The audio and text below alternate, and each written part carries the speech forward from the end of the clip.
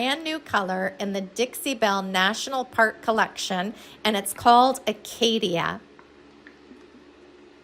This Silk All-in-One paint line has the primer and the top coat already included, and it's a really nice, thick, pigmented paint.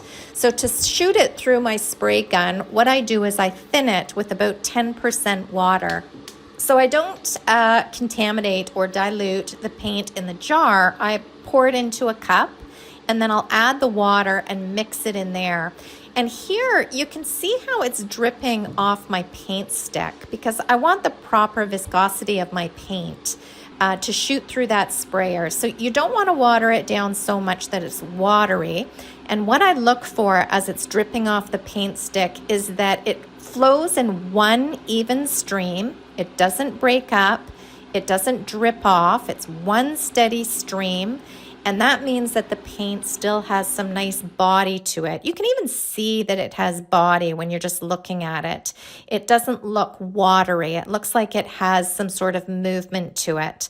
So I like to compare it to a melted thick milkshake. So that's the consistency that I always look for when I am thinning a paint to put through my paint sprayer.